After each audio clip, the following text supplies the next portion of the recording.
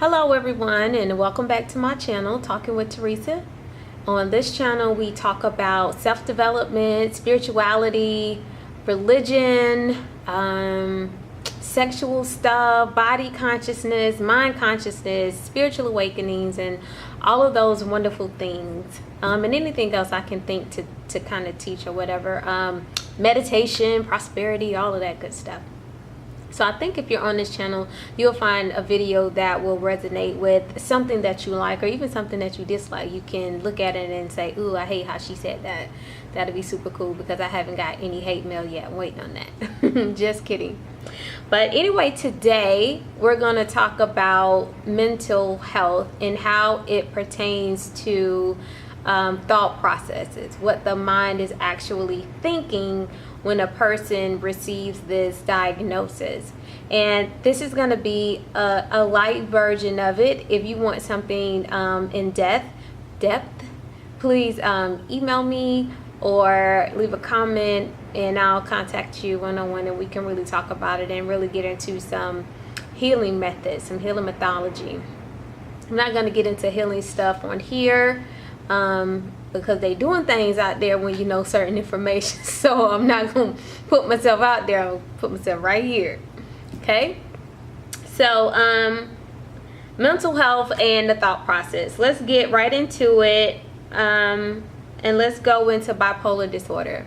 That's a very common one. We've all kind of heard of bipolar disorder. It's a person who's been diagnosed with being manic depressive, or being extremely manic all the time, and having few cycles of depression, or a person that is depressed all the time and have few cycles of mania. Mania being someone who is, I don't want to use the word euphoric, but kind of is euphoric, has a really high, but in that high they could have a bout of anger. It just means that they have really high energy, and then they go through a stage of depression, which is just really low energy. And the thing about a person who has this diagnosis, what's going on in their mind during a euphoric stage is that they're really focused on a particular goal or a particular feeling or a particular thought. Like their mind is in overdrive and they are intently focused on that, right? And when it's a letdown or it's a switch in thought, whatever triggered that switch in thought, they also then go down and focus very intently on something that's depressive. And so a person who has this diagnosis hasn't learned how to ride the middle. They go from extreme high to extreme low in thought process. And you think, and then you feel, and then it affects everything. And they haven't learned to ride the middle. So learning how to ride the middle is difficult for a person with bipolar disorder. You have to train yourself to feel less, like to keep the intensity, to keep the focus, but just feel less and ride the middle. All right, very easy. And it's things that you can do and things that you can take naturally to help you balance and ride the middle. And there's certain things you have to do as far as having knowledge of self to help you ride the middle. And again, if this is something that you're struggling with, then hit me up and we can work one-on-one. I do have my degrees in psychology, so I can add some mental health along with some natural remedies for you guys. All right. Next is something that I believe everyone is afraid of, and that's schizophrenia. Schizophrenia is a mental disorder where a person is experiencing hallucinations, delusions, or whatever people want to call it. But for me, what I find with schizophrenia is the person is having a hard time dealing with the world that they're in, right?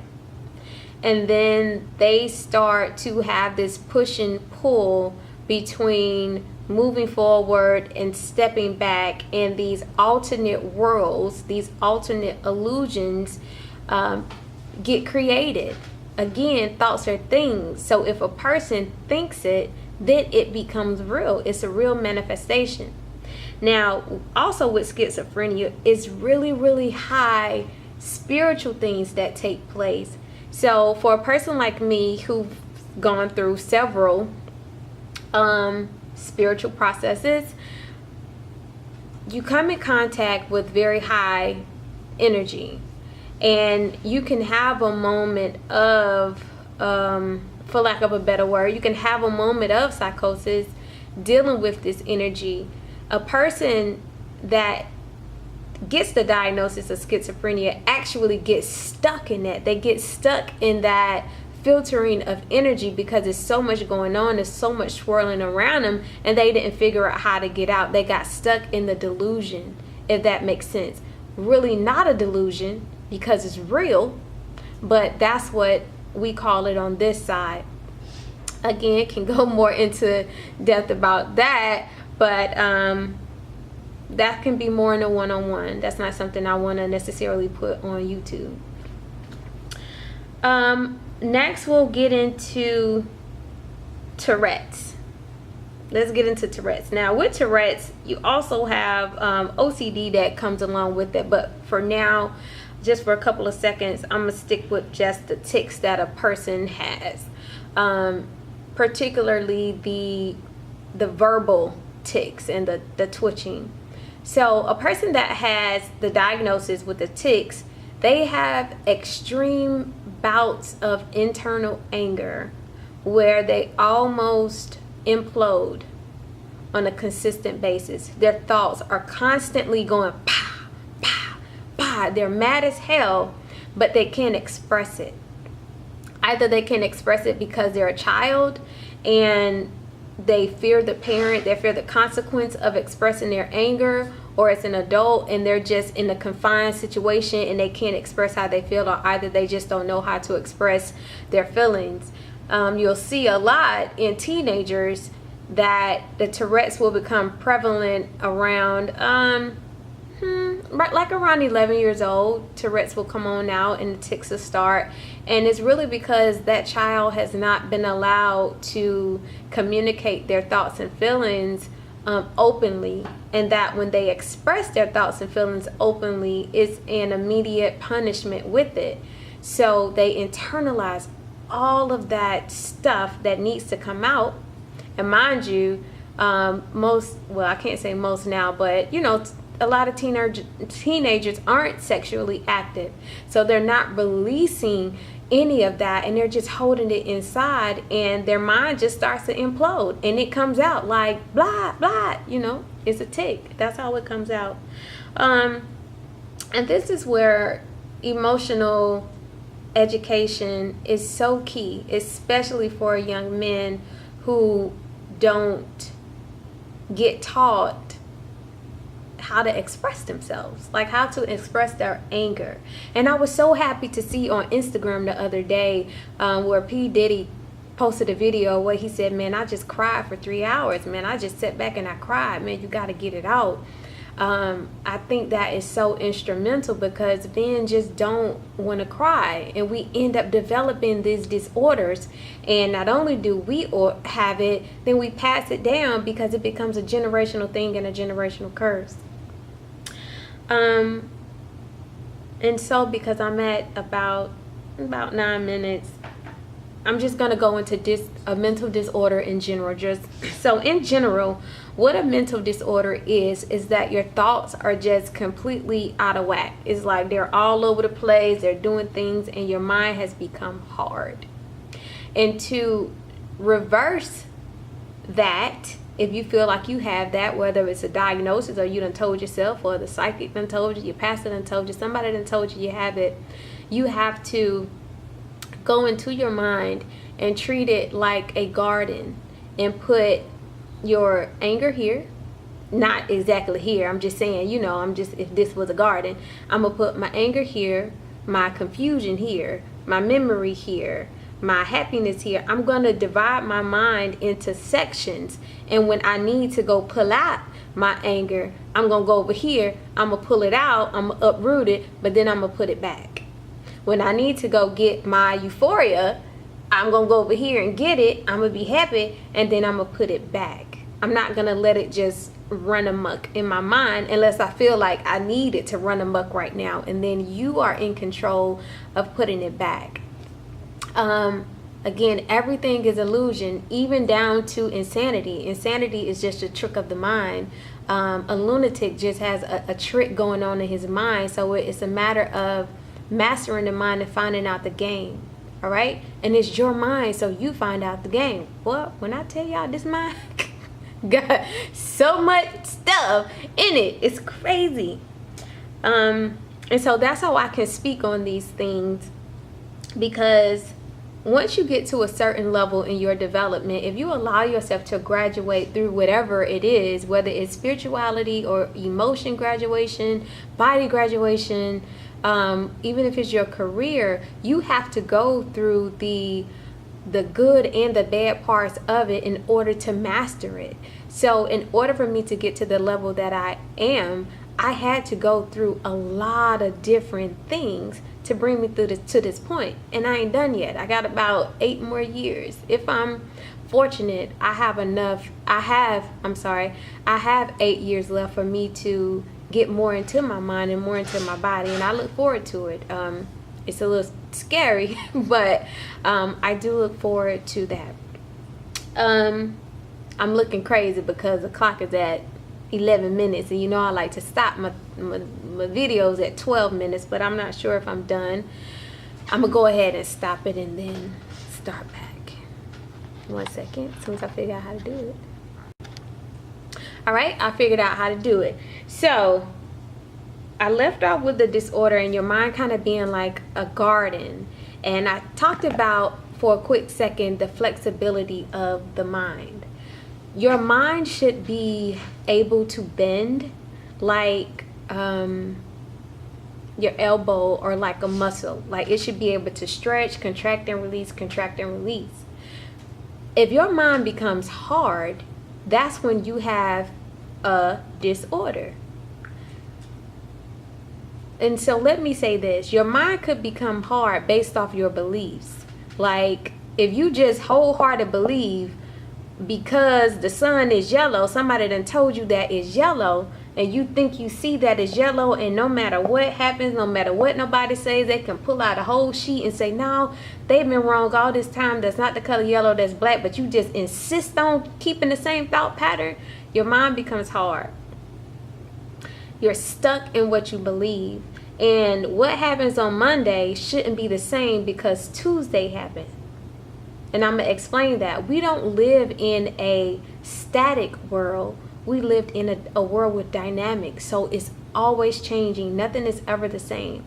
So to stay stuck in the mind frame is actually causing yourself a disorder. I'll say it this way.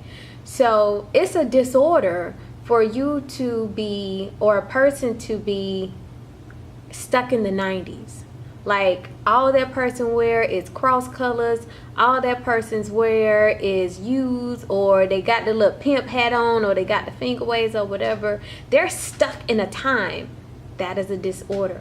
The mind stopped being flexible. They weren't able to keep up. Does that make sense? So it's a lot of us out here with these disorders.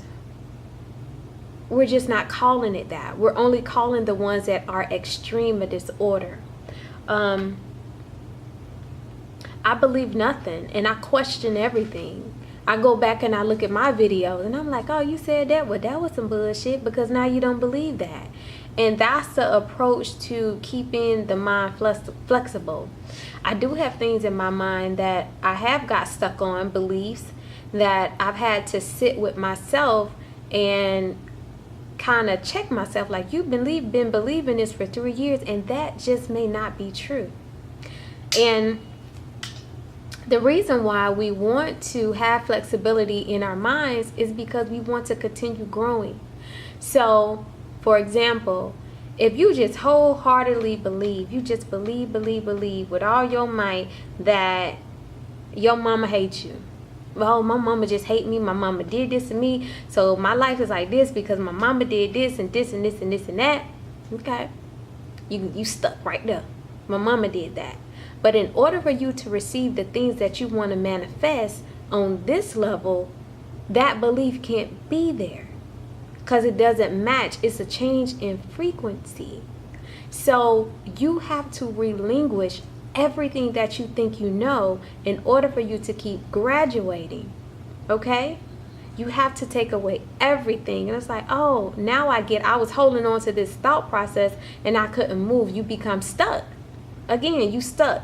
So whenever you find yourself in a situation of being stuck, like I'm not growing in this area of my life, I'm not growing here, check your thoughts. Check your mind and like, oh, you'll find this is why I'm stuck, because I believe that this is how it's supposed to go. I believe this is what a man is supposed to do. I believe this, I believe that. Take out that I and know nothing.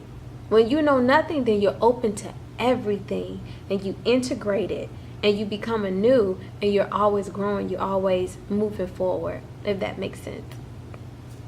So briefly, I'll talking about how you can change a thought process.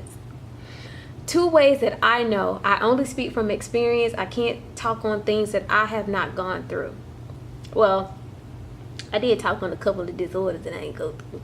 So, but once you kind of are allowed to get a glimpse into the mind of someone who has one of the ones that I talked about, you kind of understand how all the minds work.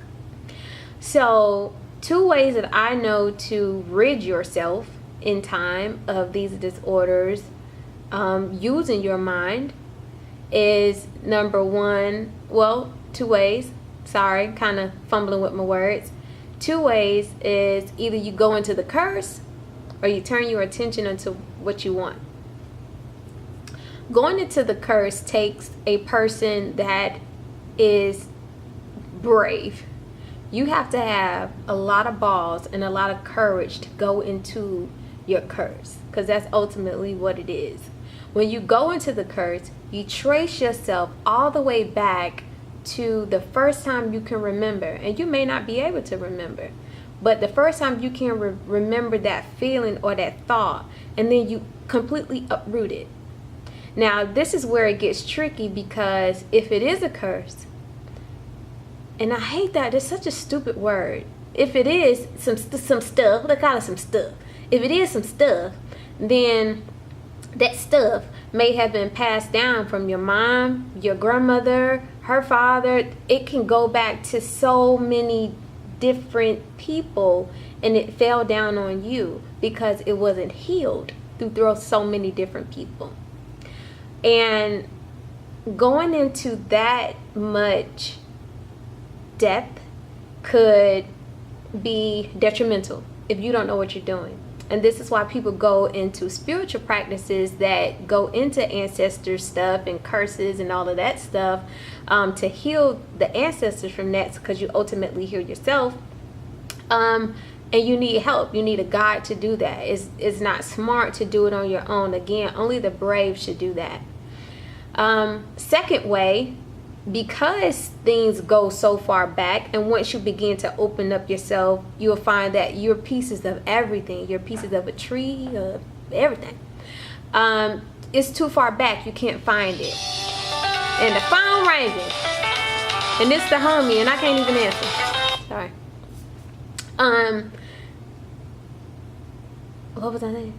You can't okay, so it's too far back. You can't go that far back. You have to move forward, and you turn your attention to what you want. So say I have a deep fear of being in the shed, right? And I can't figure out why when I walk by a shed, or why when I smell a shed, or even read the word shed, that I go into high panic, a high disorder. That could be because your great somebody was made to sleep in the shed during slavery or the Holocaust or something. And that thought process was passed down genetically from person to person to person, and it fell on you. And because you don't know how to go that far back to find it, you have to turn your attention to what you want. Okay? And that thought would be, what's a good fear thought? To cross out fear. I know what I say, but I don't want to say nothing crazy on here. I forget one from the Bible. Dang, how I forget the Bible and I know the Bible. Anyway, the Bible verse for that. I'll think about it as soon as I get done, watch. And so that's what you want to do. So again, if you're skilled, you go your ass back and you get it. It's things you can do to get it. You can get it on your own. But in case you don't want to go back that far, because when you go back, so much more comes out, because so much needs to be healed. If you don't want to do that, you turn your attention to what you want, and it works the same. Going into that is what they call the dark, or the denseness. You go into the dark until you reach a point of peace. Going this way is going into the light. So you want to have a balance. I'm mad I was all in the camera like this. So you want to have a balance of both. A little dark, a little light. A little dark, a little light. And that keeps your mind balanced as well. Other things you can do is exercise. The foods you eat. Boy, the foods you eat will bring a whole curse from way back when on your mind, and you can't figure out why you're this way or why you so angry or so snappy. Is because your ass eating potato chips. And you shouldn't have potato chips because potatoes ain't good for you. For that particular person, that's an example. I hope you guys got something out of that. Excuse me if I looked a little crazy today. I was not in the mood for makeup. Excuse the background. I wasn't in the mood to be uber professional with it. Please like, share, and subscribe. I appreciate you guys taking time to listen to me talk with Teresa. And let me know if there's any questions you have. Hit me up on my DM on Instagram, because I want to say this Friday I'm going to be doing my Freestyle Friday, where I'm getting into body consciousness of the vagina and the penis and what they be saying to y'all. Y'all don't be listening, especially men. Men, y'all don't listen at all. Okay, well, bye.